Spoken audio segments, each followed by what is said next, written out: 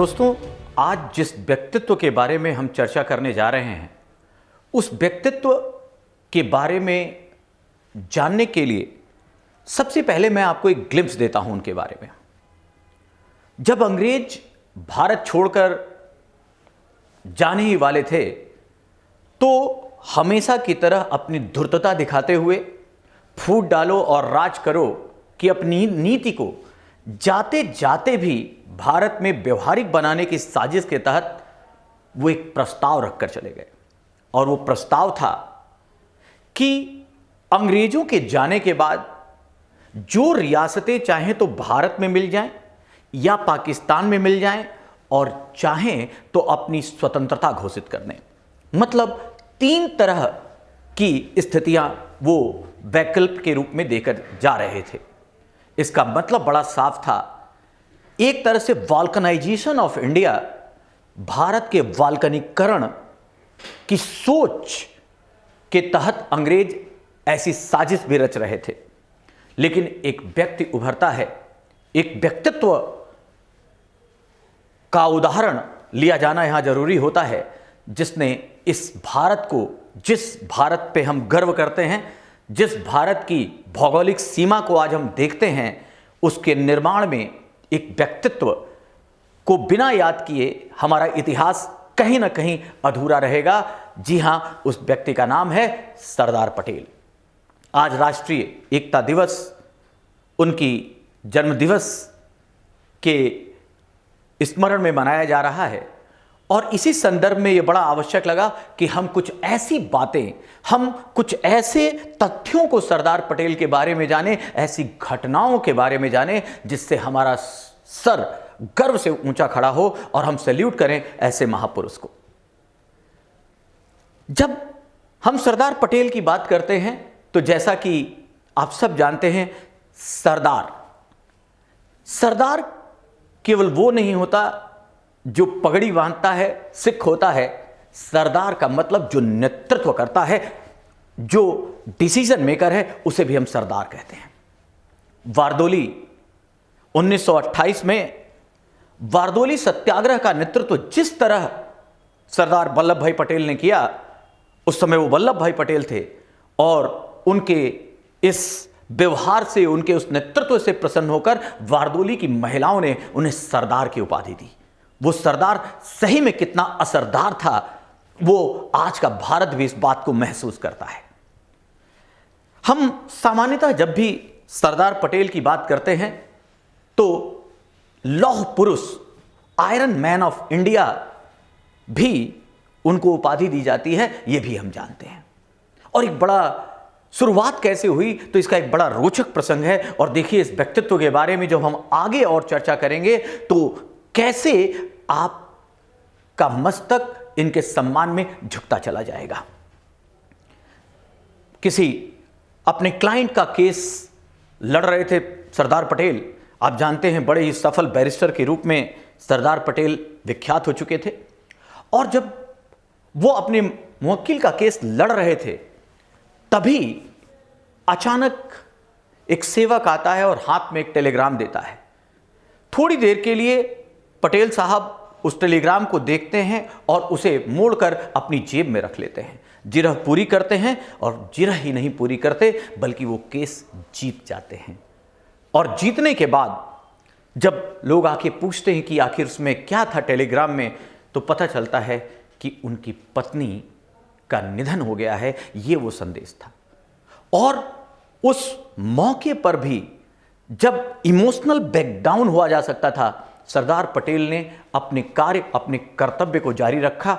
और चूंकि वो उनका साफ कहना था कि जो मेरा मुवक्किल है वो निर्दोष है, मैं उससे पैसा ले चुका हूं, मेरा धर्म, मेरी वकालत है, जो मैं काम कर रहा हूं, पहले मैं उसको मुक्ति दिलाऊंगा, पहले मैं उसका केस लड़ूंगा, और तब जाकर इस बात पे विमर्श करूंगा। और इसीलिए उन्हें लौह पुरुष कहा गया। अब सरदार पटेल पर हम बहुत बड़ी विस्तृत चर्चा भी कर सकते हैं, और 1-2 एपिसोड भी उनके लिए कम होंगे। इनके बारे में उनके कृत्य इतने महत्वपूर्ण रहे हैं।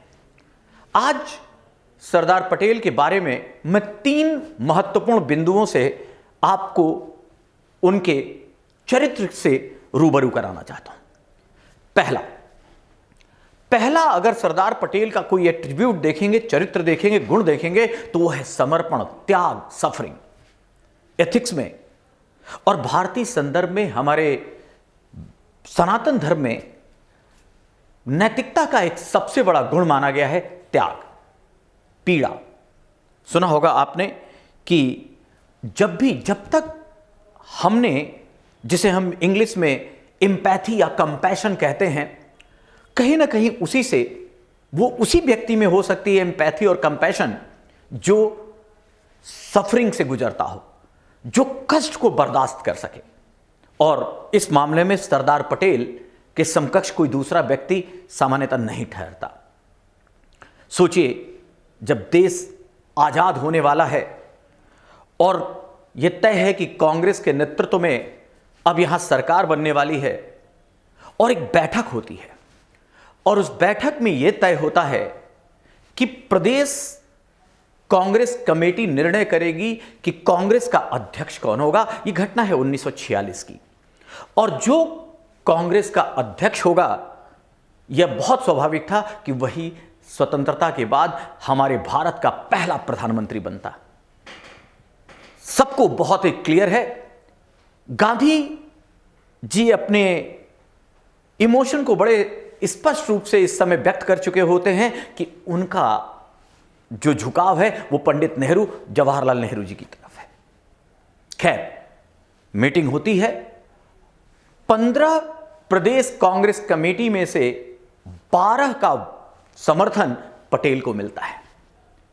3 कहा जाता है या तो एब्सटेंड रहते हैं, वोट नहीं देते, या 2 कहा जाता है कि कृपलानी जी को वोट मिलता है और एक मौलाना को। लेकिन यह तय है कि 15 में से 12 वोट यह दिया जाता है सरदार पटेल को। और यह देखकर जो लोकतांत्रिक पक्ष है, जो नीतिगत फैसला था, उसने तय कर दिया कि अब देश के पहले प्रधानमंत्री सरदार पटेल होंगे।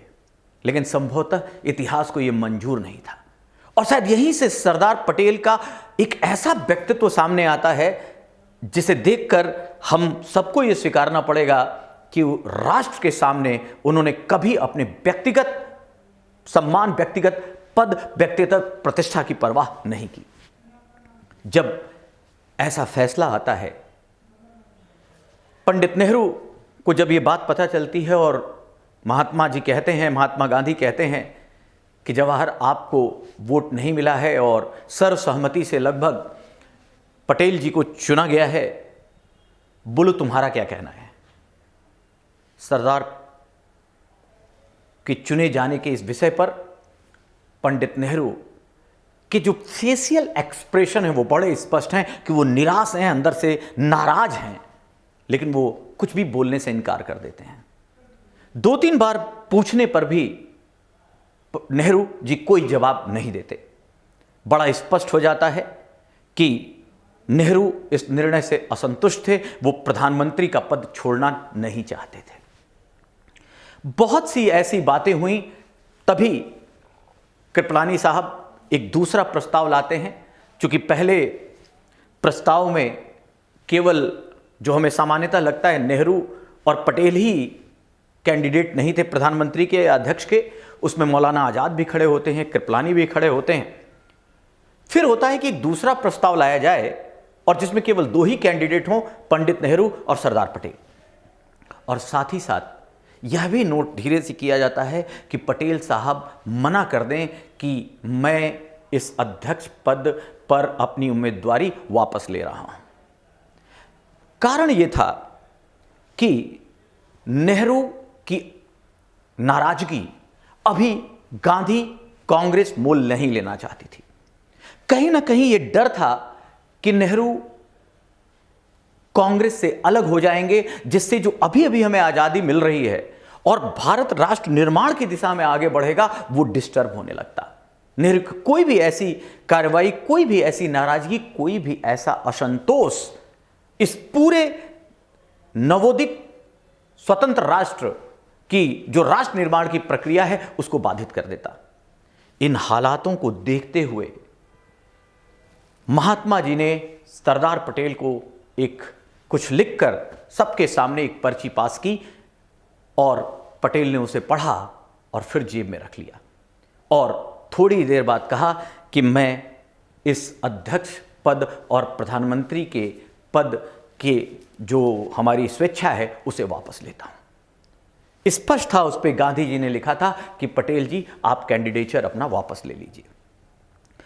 इस देश का, भारत का प्रधानमंत्री का पद, आजादी के समय कांग्रेस के अध्यक्ष का पद, संभवतः अगर हम पद, प्रतिष्ठा, पावर की बात करें, पीपीपी की बात करें, तो कोई भी व्यक्ति इसके लिए कुछ भी कर सकता था, किसी भी हद तक जा सकता था। अगर थोड़ा हम कहें तो नेहरू जी जरूर यहां थोड़े छोटे होते हैं। और पटेल का बड़प्पन यह था कि वो इसको केवल कुछ मिनटों सोचकर और गांधी की बात मानते हुए कहते हैं, मेरे लिए राष्ट्र बड़ा है, पद नहीं, मैं इसे स्वीकार करता हूं, मैं अपना कैंडिडेचर वापस लेता हूं। स्पष्टतः सरदार पटेल के सामने भारत मां या राष्ट्र के सामने अपने पद का कोई लालच नहीं था। जबकि दूसरी तरफ पंडित नेहरू कहते हैं कि मैं दूसरा व्यक्ति, मैं किसी दूसरे के अधीनस्थ रहकर काम करना नहीं चाहता। जबकि पटेल कहते हैं कि राष्ट्र के लिए, भारत मां के लिए मैं किसी के साथ काम करने के लिए सेकंड फिडल भी बनने के लिए तैयार हूं। तो ये एक सेक्रीफाइस की बात होती है, शुरुआत होती है। और कहीं ना कहीं डॉक्टर राजेंद्र प्रसाद जो हमारे भारत के प्रथम राष्ट्रपति बने, वो इस बात पे थोड़ा असंतोष जाहिर करते हुए कहते हैं कि गांधी जी ने फिर से अपने सबसे ट्रस्टेड लेफ्टिनेंट को शहीद कर दिया, उनको फिर से सेक्रीफाइस करने के लिए मजबूर कर दिया। इसी तरह लगभग उस समय मौलाना आजाद बाद के दिनों में लिखते हैं और कहते हैं कि शायद भले ही पटेल से मेरे मतभेद हों, धार्मिक बातों को लेकर, कुछ निर्णयों को लेकर सरदार पटेल से मेरे मतभेद थे, लेकिन शायद मेरी कुछ बड़ी गलतियों में एक गलती ये थी कि मैंने भी सरदार पटेल का समर्थन नहीं किया। इसी तरह जब पत्रकार दुर्गादास महात्मा गांधी के पास जाते हैं और कहते हैं, गांधी जी आपने ऐसा निर्णय क्यों लिया? जब प्रदेश कांग्रेस कमेटी को निर्णय लेना था और उसने 15 में से 12 वोट सरदार पटेल को मिला, फिर भी आपने ऐसा क्यों किया?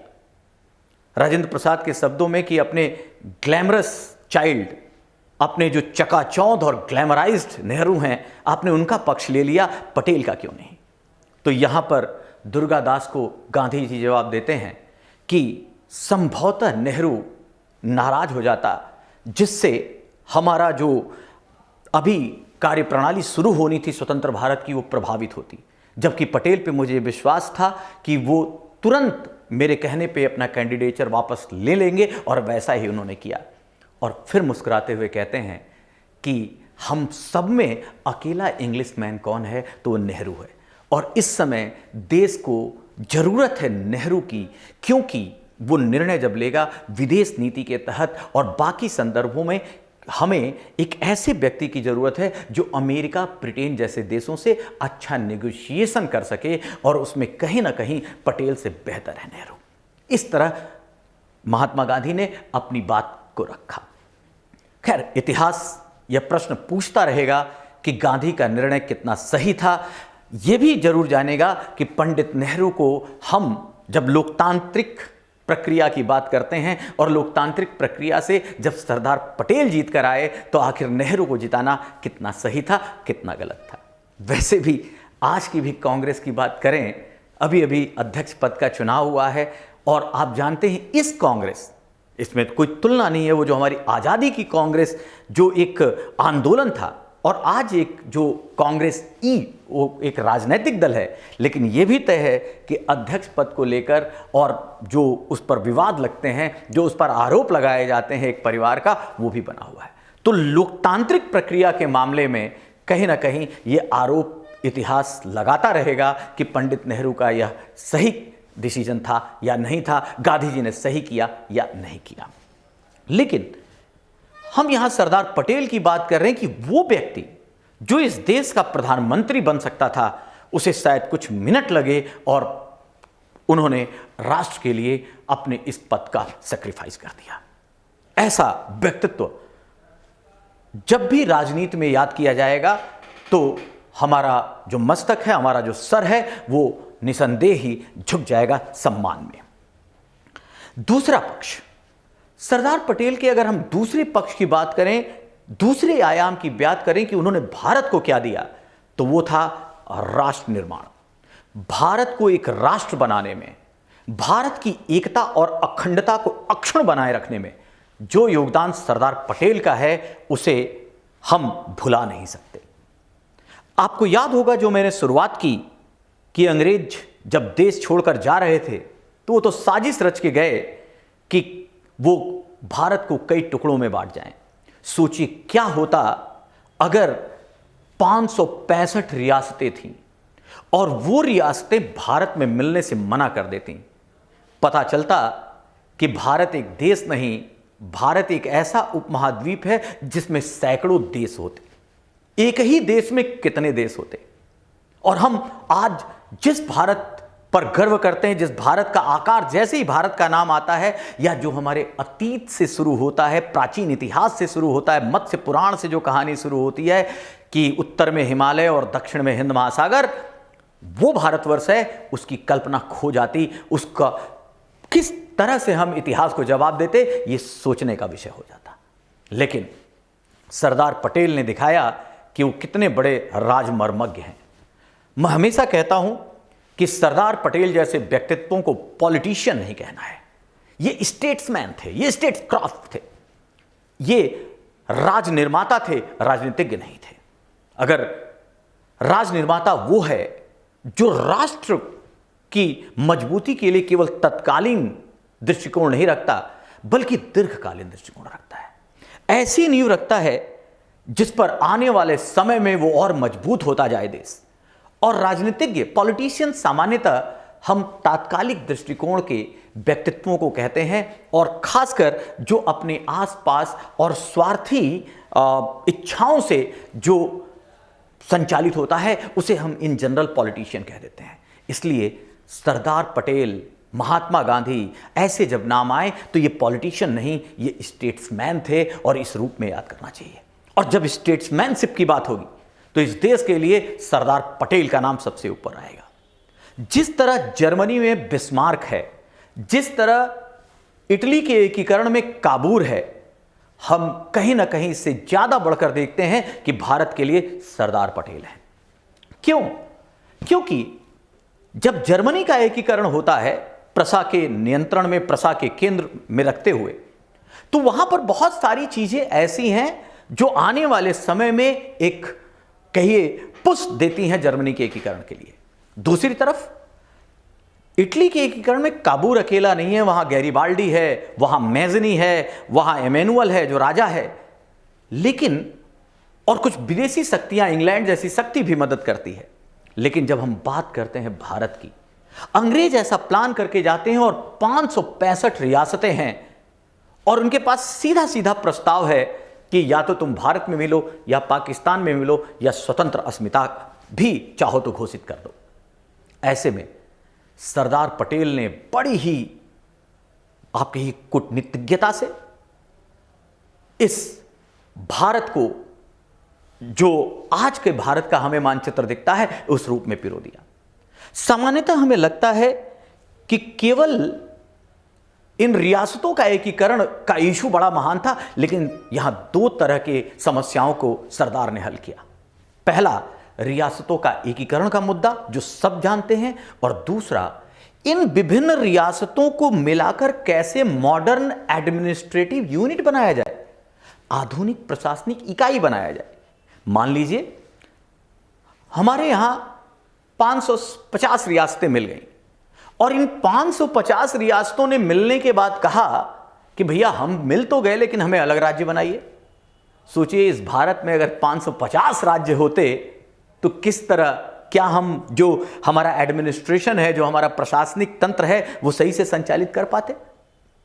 हम 28 राज्य और 8 यूटी में हैं आज, और इन सब रियासतों को मिलाकर एक राज्य का रूप दे देना, यह बात अलग है। धीरे धीरे धीरे आने वाले समय में 60 के दशक में, 70 के दशक में हमने इन राज्यों के पुनर्गठन को नए तरीके से किया, लेकिन जो सबसे बड़ी पहचान थी, जो सबसे बड़ा कृत्य था सरदार पटेल का, वो इन रियासतों को मिलाना और मिला के उन्हें आधुनिक प्रशासनिक इकाई का रूप देना था। आपको याद होगा सरदार पटेल ने बड़ी ही चतुराई से इन रियासतों को भारत में मिलने के लिए आमंत्रित किया, आकर्षित किया। सबसे पहले इनके बारे में कहा जाता है कि सरदार पटेल ने स्टिक एंड कैरेट पॉलिसी का इस्तेमाल किया। आप शायद जब हिंदी करें इसकी तो हो जाएगा गाजर और छड़ी, लेकिन स्टिक एंड कैरेट पॉलिसी को हम पुरस्कार और दंड की नीति से भी समझते हैं। हम सरदार पटेल ने अपनी बातों से, नेगोशिएशन से बहुत सी ऐसी रियासतों को आकर्षित किया कि वो भारत के साथ मिल जाए। और 3-4 बिंदु यहां समझना जरूरी है। सबसे पहले उन्होंने रियासतों से कहा कि आप अगर भारत में शामिल होते हैं तो आपका उतना ही सम्मान बरकरार रहेगा जैसा कि पहले था। इसके लिए एक शब्द आता है यथा स्थितिवाद, जिसे स्टैंड स्टिल पैक्ट कहते हैं, एग्रीमेंट कहते हैं। अंग्रेजों के समय सरदार पटेल ने बड़ा साफ कहा कि भाई हम आपसे ज्यादा नहीं, हम आपकी जो भी प्रतिष्ठा है उसको बनाए रखते हैं, हमें तो केवल आप क्या कीजिए, विदेश, संचार और रक्षा, ये 3 भाग केंद्र को सौंप दीजिए, बाकी आपकी स्वायत्तता उसी तरह रहेगी जैसा कि अंग्रेजों के समय था। इस नेगोशिएशन और इस तरह की बातों पर और ऑब्वियसली राष्ट्र प्रेम के तहत भी बहुत सी रियासतें भारत में मिलती चली गईं। दूसरे नंबर पर इन रियासत के राजाओं को सम्मानित करते हुए, उन्हें प्रतिष्ठित करते हुए सरदार पटेल ने एक व्यवस्था की जिसे आप सब जानते होंगे, प्रिवी पर्स। प्रिवी पर्स के नाम से एक विशेष सम्मान, वेतन, इस तरह की व्यवस्था की गई राजाओं के लिए, जिससे उनको लगे कि नहीं, उनका सम्मान अलग से किया जा रहा है। इन सब बातों से ये कैरेट है, गाजर है। इस तरीके से लोग, राजा आकर्षित होते चले गए। तीसरा पक्ष, कुछ ऐसे राजा भी थे जैसे जोधपुर के शासक हनुमंत सिंह, जैसे भोपाल का नवाब, कोचीन रियासत, इन सब ने भारत में मिलने के लिए तत्परता नहीं दिखाई, बल्कि पाकिस्तान की तरफ प्रेम दिखाते रहे, तो इनको धमकी भी दी गई। याद रखिएगा, हमारा बहुत साफ कहना है और सरदार पटेल ये इस बात पे अमल भी करते दिखते हैं कि जब सीधी उंगली से घी ना निकले तो उंगली टेढ़ी कर लेनी चाहिए। हमेशा अहिंसा, हमेशा प्रेम मोहब्बत नहीं, प्रेम और प्रेम के साथ साथ डांट, धमकी, ये सब चलती रही और इस तरह भारत का एकीकरण उस महान व्यक्तित्व ने संपन्न कराया। और आप जानते होंगे 3 रियासतें ऐसी थीं जो आज़ादी 15 अगस्त 1947 आते आते लगभग रियासतें मिल गईं, लेकिन 3 रियासतों ने मिलने से मना कर दिया, जूनागढ़, कश्मीर और हैदराबाद। और तीनों की कहानी आपको पता होगा कि किस तरीके से फिर बाध्य हुई ये रियासतें भारत में शामिल होने के लिए। हैदराबाद के नवाब ने तो यहां तक धमकी दे दी कि हम अलग रहेंगे और अगर आपने ज्यादा प्रेशराइज किया तो हमारी सेनाएं चारों तरफ खड़ी हो जाएंगी और यहां के लोगों का दमन करेंगी। तो सरदार पटेल ने बड़ी ही मासूमियत से केवल एक शब्द कहा, तो नवाब साहब उस समय भारतीय सेना क्या कर रही होगी। क्या बेहतरीन मासूमियत वाली धमकी थी। तुरंत निजाम साहब को समझ में आता है, वो बैठते हैं और समझ जाते हैं कि अब इससे काम चलने वाला नहीं है, और लास्टली ऑपरेशन पोलो के तहत भारतीय सेना हैदराबाद में प्रवेश करती है और हैदराबाद भारत का इंटीग्रेटेड पार्ट बन जाता है। कश्मीर की कहानी आप जानते ही हैं, जूनागढ़ भी कुछ इसी तरह भारत का एकीकरण संपन्न होता है। जब भी हम भारत में पैदा होने के नाते जब भी हम इतिहास की बात करें, भारत की बात करें, तो जितने भी महान व्यक्तित्व हैं उन सब पर हमें मोहब्बत, उन सब पर हमें श्रद्धांजलि तो देनी ही देनी है, लेकिन सरदार पटेल को यह देश संभवतः इस कार्य के लिए कभी भुला नहीं सकता। इसीलिए जो एकीकरण का मुद्दा है, जो भारत को आधुनिक इकाई में बदलने का जो विषय है, वो सरदार पटेल ने कर कर अपने आप को इतिहास के पन्नों में अमर कर दिया। तीसरा जो बिंदु है वो है इनकी डिसीजन मेकिंग का, निर्णय क्षमता। और निर्णय क्षमता के साथ साथ उसे कैसे इंप्लीमेंट करना है। आप सब जानते हैं आज भारत में एक सबसे बड़ी बात कही जाती है कि सरकार नीति तो अच्छी बनाती है। आप कोई कार्यक्रम देखिए, बड़ा अच्छा कागज पे दिखता है, लेकिन वो जमीन पर किस तरह उतरता है, क्या वास्तव में जिस रूप में नीति बनाई जाती है, जिस नियति से नीति बनाई जाती है, वो आम आदमी गरीब तक पहुंचती है क्या? तो नहीं पहुंच पाती। तो कहा जाता है कि इंप्लीमेंटेशन में कमी रह गई, कहीं ना कहीं प्रशासनिक क्षमता पर हम आरोप लगाते हैं। लेकिन जब सरदार पटेल के व्यक्तित्व को देखते हैं तो जो विषय सरदार ने ठान लिया, अगर वो सहमत है कि यह कार्य करना है तो उसे करा के दम लेते थे और व्यवहारिक स्तर पर उसे सफल कर दिखाते थे। इसीलिए आप सब यह भी जानते होंगे कि आज की राजनीति में हमारे जो विरासत है उनका भी राजनीतिकरण हो रहा है। कोई पार्टी कहती है सरदार पटेल हमारा है, कोई कहता है पंडित नेहरू हमारा है, कोई पार्टी पंडित नेहरू पे आरोप लगाती है और कोई कहती है नहीं, आज का भारत जो भी है वो पंडित नेहरू के कारण है। ये सब अतिवादी हैं, सबके अपने अपने स्वार्थ हैं। वास्तव में ये हमारी जो स्वतंत्रता सेनानी और जो स्टेट्समैन हैं ये सबके हैं। और इसीलिए अगर पंडित नेहरू और सरदार पटेल की बात करें तो इसमें कोई शक नहीं है कि दोनों के बीच मतभेद हैं। एक पत्र पंडित नेहरू ने लिखा है सरदार पटेल को और उसमें ये बात कही भी है कि हम दोनों के बीच मतभेद हैं। लेकिन सरदार पटेल ने जब रिप्लाई किया तो कहा, जब भी हम दो महान व्यक्तित्वों की बात देखें तो मतभेद होने भी चाहिए, मनभेद नहीं होना चाहिए। मतभेद से ही तो व्यक्तित्व की पहचान होती है। अगर सारी बात नेहरू की पटेल साहब बोलते और पटेल की ही सारी बात नेहरू जी बोलते तो फिर एक तरह से एक दूसरे के तोते हो जाते, आप इतनी महान व्यक्तित्व इतिहास पुरुष नहीं रह पाते। तो सरदार पटेल ने लिखा कि हम दोनों एक दूसरे का सम्मान करते हैं, हम दोनों में कुछ मतभेद हो सकते हैं, लेकिन भारत के लिए, राष्ट्र निर्माण के लिए, आगे बढ़ने के लिए दोनों का काम करते रहना जरूरी है। और इसीलिए गांधी जी कहा करते थे कि मैंने अगर प्रधानमंत्री पंडित नेहरू को चुना, मेरी पहली चॉइस थी तो वो इसलिए क्योंकि अभी जो विज्ञान है या जो विदेशी संबंध है, पंडित नेहरू का टच उधर ज़्यादा होने से मुझे लगता है वो हम काफ़ी हद तक बेहतर कर पाएंगे।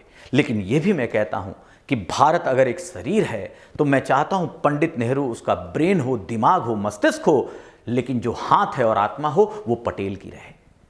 क्योंकि पटेल कोई भी कार्य अगर हाथ में लेंगे तो निर्णय क्षमता के साथ साथ उसे इंप्लीमेंट कराने में सक्सेस होंगे। ये खुद महात्मा गांधी का मानना था। तो जो लोग नेहरू और पटेल के व्यक्तित्वों को लेकर, उनकी विरासत को लेकर बंटवारा करते हैं, वास्तव में ये दोनों एक दूसरे के पूरक थे। आप इस तरह समझिए कि अगर एक गाड़ी थी, अगर भारत एक गाड़ी है जिसे आगे बढ़ना है, तो एक पहिया पंडित नेहरू था और दूसरा पहिया सरदार पटेल थे। इस तरीके से हमें कॉम्प्लीमेंट्री मान के दोनों को चलना है, दोनों ही इस देश की जरूरत थे। हां, ये एक प्रश्न और उठता है और आपको सोचना चाहिए। और कुछ लोग पूछते हैं मुझसे, जैसे अभी एक बच्चा लिखता है तो पूछता है कि सर अगर सरदार पटेल प्रधानमंत्री होते तो कैसा होता भारत? निसंदेह कुछ अलग होता, लेकिन वो कुछ सम कुछ ही अलग होता, क्योंकि जो संविधान निर्माण की प्रक्रिया है उसमें सरदार पटेल भी शामिल है, उसमें डॉक्टर अंबेडकर भी हैं, उसमें पंडित नेहरू भी हैं और बहुत सारे महान विभूतियां हैं। लेकिन ये बात जरूर है कि जो सरदार पटेल की सोच है, अगर आप देखें तो वो गांधीयन थॉट से बहुत प्रेरित हैं। उनके भारत में, उनके सपनों के भारत में गांव, उनके भारत के सपनों में किसान, ये आगे हैं। एक तरफ जहां पंडित नेहरू आधुनिक भारत के लिए कहते हैं कि ये जो बांध है, जो भारी उद्योग हैं, ये आधुनिक भारत के मंदिर हैं। एक स्वाभाविक प्रश्न उठता है कि अगर सरदार पटेल प्रधानमंत्री होते पंडित नेहरू की जगह, तो क्या ऐसा ही भारत होता? तो इसमें मैं आपको एक चीज स्पष्ट कर दूं, इतिहास कई बार हाइपोथेसिस या हाइपोथेटिकल सिचुएशन से नहीं चलता। ऐसा हुआ था उसको पढ़ाया जाता है, ऐसा निश्चित ही हुआ, यही तो इतिहास का अर्थ है। लेकिन फिर भी हमें सोचना चाहिए कि सही में यदि सरदार पटेल प्रधानमंत्री होते तो कैसा होता। तो कुछ तो अंतर जरूर रहा होता, और वो स्पष्ट हो जाना चाहिए कुछ ही अंतर होता। चूंकि संविधान निर्माण से पहले आप सबको पता है जनवरी 1948 में गांधी जी की हत्या हो जाती है, और 1950 में जब हमारा संविधान लागू हुआ तो संविधान लागू करते समय हमारे पास पंडित नेहरू, सरदार पटेल, डॉक्टर अंबेडकर, ऐसे बहुत से विद्वान मौजूद थे। इन सब ने मिलकर ही हमारा संविधान बनाया। तो एक खाका तो दिखता है कि भारत में सामान्यतः बहुत सी बातें ऐसी होती, लेकिन अंतर इसलिए हो सकता था या होता यदि हम पटेल के थॉट प्रोसेस को समझें, उनकी कल्पनाओं को समझें, उनके चरित्र को समझें, तो ये तो जरूर है कि पंडित नेहरू जहां वेस्टर्नाइज्ड जो मॉडल है उससे भारत के विकास से प्रेरित थे, जिसे हम टॉप टू बॉटम अप्रोच कह सकते हैं। इसीलिए उन्होंने भारी उद्योगों को, बांधों को आधुनिक भारत का मंदिर कहा। जबकि पटेल गांधीयन थॉट से ज्यादा प्रभावित थे। ये कुटीर उद्योगों को, गांवों को, खेती को, किसानों को यूनिट बनाकर आगे की ओर देखते तो हो सकता पंचायती राज पर विमर्श और होता, केवल नीति निर्देशक तत्व अनुच्छेद 40 में पंचायती राज नहीं होता, वो उसी समय कहीं ना कहीं पंचायत की बात होती। तो इस तरह से कुछ अलगाव जरूर रहा होता। इसलिए अगर कोई व्यक्तित्व जो जिसका मौलिक व्यक्तित्व भी है, जिसकी अपनी विचारधारा भी है, और अगर वो पद पाता है तो कुछ ना कुछ परिवर्तन जरूर होता। आप सब जानते हैं सुभाष चंद्र बोस, नेताजी ने भी कहा था कि अगर भारत आजाद हो जाए, सोचिए अगर वो प्रधानमंत्री होते, तो उन्होंने तो बड़ा साफ कहा था कि भारत चूंकि इतने सदियों तक गुलाम रहा है तो पहले 15 साल तक यहां डेमोक्रेसी नहीं, यहां पर स्टालिन की तरह शासन होना चाहिए, रूसी शासक स्टालिन की तरह यहां शासन होना चाहिए। तो अप्रोच सबका अलग अलग था, कुछ परिवर्तन जरूर होता। लेकिन ये मत मान के चलिए या ये मत कहिए कि क्या ये ज़्यादा बेहतर हो जाता पंडित नेहरू ने जो मॉडल दिया और सरदार पटेल का जो मॉडल था, क्या पटेल वाला ज़्यादा बेहतर रहता। तो ये कहीं ना कहीं हमारे इतिहास के गर्व में है। आज जिस तरह हम आगे बढ़ रहे हैं, आज जिस तरह भारत की पहचान वैश्विक लेवल पर है, आप मान के चलिए कि इसकी बुनियाद में कहीं पंडित नेहरू भी हैं तो कहीं सरदार पटेल भी हैं। हमें दोनों को ही सम्मान प्रतिष्ठा देते हुए चलना चाहिए।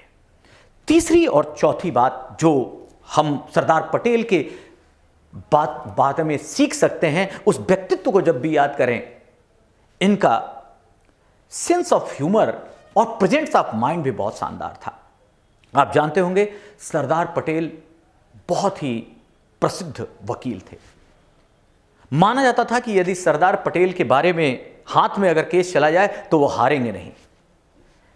एक रोचक प्रसंग है सरदार पटेल के बारे में कि अगर आपने फिल्म जॉली एलएलबी देखी हो तो उसमें जज साहब निर्णय लेते हैं कि हम रात भर कोर्ट चलेगा लेकिन निर्णय होके रहेगा।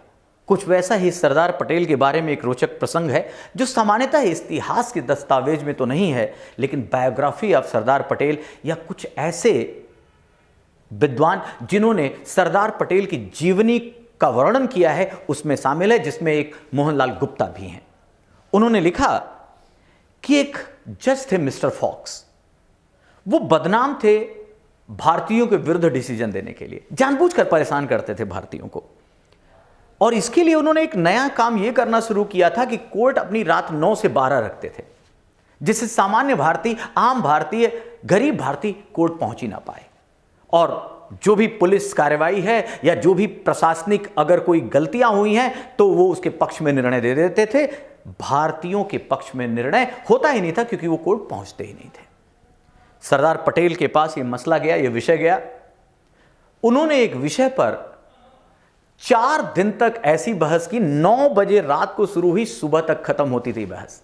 और 3-4 दिन जब ये घटना चली तो मिस्टर फॉक्स समझ में आ गया कि अब कोई शेर को सवा शेर मिला है और अगली बार सॉरी बोलते हुए उन्होंने न्यायालय का समय वैसा ही कर दिया जैसे 10 से 6।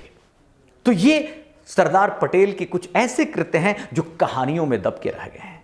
इसी तरह न्यायिक और अपनी बातों को रखकर और निर्दोषों को किसी भी तरह न्याय दिलाने का जो उनका मुद्दा था, उसकी एक कहानी और।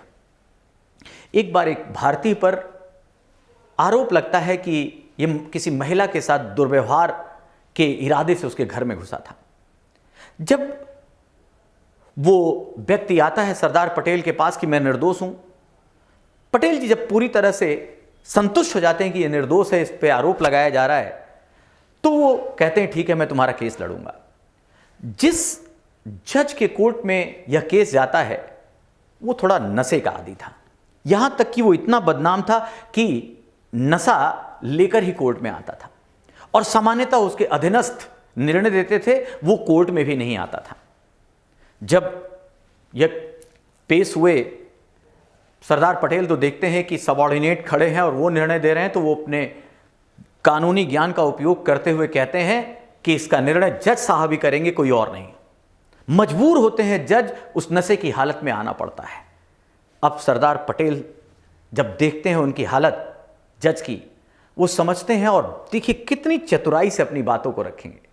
कहते हैं हमारा मुवक्किल इस आरोप में आया है जज साहब कि जो बात ब्रिटिश सभ्यता के लिए अपराध नहीं है, जो बात ब्रिटिश समाज में मान्य है, स्वीकार्य है, संभवतः भारतीय समाज कहीं कहीं उसे अपराध के दृष्टिकोण से देखता है। ऐसे ही एक अपराध के संदर्भ में हमारे पास, मैं आपके सामने खड़ा हूं अपने मुवक्किल का केस लेकर। अब जज को लगता है कि ब्रिटिश सभ्यता महान है, वो तो ब्रिटिशर्स की बड़ाई कर रहा है कि ब्रिटिश समाज में ये अपराध नहीं है और भारतीय समाज में ये कैसे अपराध हो गया। तो जज पूरे सम्मान से अपने ब्रिटिश होने पे गर्व करते हुए कहता है कि जो सम्मान या जो भी विषय ब्रिटेन में अपराध नहीं हो, भारत में भी अपराध नहीं हो सकता, इसे छोड़ दिया जाए। और इस तरह वो जो निर्दोष व्यक्ति था, जो अपने आप को पहले बताता है, न्यायालय से भी निर्दोष घोषित होता है। तो इस तरीके, इस प्रेजेंस ऑफ माइंड का भी इस्तेमाल सरदार पटेल ने किया, जो संभवतः हमें इतिहास में नहीं लेकिन उनके बायोग्राफी से मिलता है। तो सेंस ऑफ ह्यूमर और प्रेजेंस ऑफ माइंड का इस्तेमाल भी बहुत जरूरी है। Last but not the list, जब भी सरदार पटेल की बात आती है तो सरदार पटेल के कुछ निर्णय, अगर मैं लास्ट फेज की बात करूं, इन पर कुछ आरोप लगता है। वो है विचारधारा का या हिंदूवादी होने का आरोप। बहुत सारे लोगों ने लिखा, मौलाना आजाद ने भी कहा कि वो हिंदू समर्थक ज्यादा दिखते हैं। लेकिन अगर हम टोटैलिटी में देखें, आपको याद होगा जब भारत की आजादी का एकमात्र सलूशन भारत का विभाजन दिखता है, मतलब पाकिस्तान का निर्माण होना चाहिए या नहीं, तो लास्ट में विवश होकर सरदार पटेल स्वीकारते हैं कि ठीक है, मैं पाकिस्तान के लिए तैयार हूं, पाकिस्तान बन जाए, भारत का विभाजन हो जाए। लेकिन वो कहते हैं कि 70 से 80% जो क्षेत्रफल है वो भारत के पास आ रहा है। एक मजबूत भारत के लिए जरूरी है कि हम इस कड़वे फैसले को स्वीकार लें, नहीं तो जो हालात हो गए हैं। उन्होंने साफ कहा कि बंगाल और पंजाब में तो ऑलरेडी पाकिस्तान निर्मित हो चुका है। अगर हम एक पाकिस्तान नहीं मानेंगे तो पता नहीं कितने पाकिस्तान बन जाएंगे। इसलिए एकमात्र हल के रूप में और भविष्य के भारत की मजबूती के लिए हमें अपने राष्ट्र की समृद्धि के लिए, एकता और अखंडता के लिए इस निर्णय को स्वीकारना चाहिए। तो ऐसी बातें, जो कई इस तरह के आरोप हैं कि उन्होंने पाकिस्तान को स्वीकार लिया या हिंदूवादी पक्ष उन पर ज्यादा है, तो पहले इस तरह की बातों को टोटैलिटी में देखना चाहिए कि उसकी पेरिफेरी में क्या क्या बातें हैं। तब हम ऐसे महान व्यक्तित्व के बारे में सही निर्णय ले पाएंगे। तो वो सरदार पटेल जिसे हम या तो लौह पुरुष जानते हैं या सरदार पटेल के नाम से जानते हैं, अगर इनके बारे में देखें तो इस पीढ़ी को बहुत कुछ जानना चाहिए इनके बारे में। और 3-4 क्वालिटी तो जरूर हम सब देखें। जैसा मैंने कहा पॉइंट वाइज, सबसे पहले सैक्रिफाइस, त्याग। हमारे महापुरुषों की, भारतीय संस्कृति में तो अगर हम मर्यादा पुरुषोत्तम राम की बात कहें तो वहीं से शुरू हो जाती है त्याग और समर्पण की बात। तो पहला गुण है समर्पण और त्याग, जो सरदार पटेल में बहुत सारे उदाहरणों में दिखता है। दूसरा है राष्ट्र निर्माता। आज का भारत या भविष्य का भारत जब भी अपने आप पे गर्व करेगा, सरदार पटेल को ना भुला सकेगा। तीसरा है फर्म डिसीजन, निर्णय क्षमता, और एक बार कमिटमेंट कर ली तो उसे व्यवहार में उतारने की इंप्लीमेंटेशन अथॉरिटी, इस रूप में उनकी योग्यता। और चौथा है अगर किसी विषय को टोटैलिटी में, जो व्यवहारवादी दृष्टिकोण है, वो भी व्यवहारिक दृष्टिकोण सरदार पटेल के व्यक्तित्व में, सरदार पटेल के निर्णयों में किसी अन्य नेता से ज्यादा दिखता है। तो आज हम सब नमन करते हैं सरदार पटेल, चूंकि आज 31 अक्टूबर को उनका जन्मदिवस मनाया जाता है और भारत सरकार ने उनके जन्मदिवस अर्थात 31 अक्टूबर को राष्ट्रीय एकता दिवस घोषित किया है। प्रतिवर्ष हम इसे सेलिब्रेट करते हैं। तो जब भी हम 31 अक्टूबर या राष्ट्रीय एकता दिवस मनाएं तो सरदार पटेल की इन कहानियों को, सरदार पटेल के इन कृत्यों को जरूर याद करें। और हम गीता में जो बात कहते हैं, कार्यश कौशलम योगम, अपने कार्य को कुशलता से करना ही योग है, अगर किसी व्यक्ति पर सही साबित होता है तो उन व्यक्तित्वों में एक व्यक्तित्व सरदार पटेल भी हैं। आज सरदार पटेल के बारे में विचार रखना जरूरी था और केवल, लेकिन इस महान व्यक्तित्व को केवल एक वीडियो में या केवल 30 मिनट से 1 घंटे में इनके पूरे जीवन, इनके पूरे कर्तव्यों और इनके योगदान के बारे में अगर मैं कहूं कि ये मैंने सब कुछ बता दिया तो ये कुछ वैसा ही है जैसे कि सूरज को दिया दिखाना। बहुत सारी बातें, बहुत जब हम इनको पढ़ना शुरू करेंगे, इतने आयाम हैं जो कभी इन छोटी छोटी चर्चाओं से कवर ही नहीं हो सकते। हमें इनको बहुत ही डिटेल्ड और बहुत ही समय देकर इनको जानना चाहिए। लेकिन फिर भी जो संभव, जितनी बातें मैं आप तक पहुंचा सकता था, जो बातें मुझे लगता है कि कुछ बातों को लेकर कुछ प्रश्न, कुछ जिज्ञासा बनी है लोगों में, कुछ लोगों ने मुझसे जानना चाहा, उन सभी पहलुओं को, मुख्य पहलुओं को शामिल करते हुए मैंने आपसे चर्चा की। तो एक बार पुनः सरदार पटेल जी को नमन करते हुए, याद करते हुए और ऐसे देश के सच्चे सपूत को नमस्कार करते हुए मैं अपनी बात को विराम करता हूं। नमस्कार, जय हिंद। नमस्कार, जय हिंद।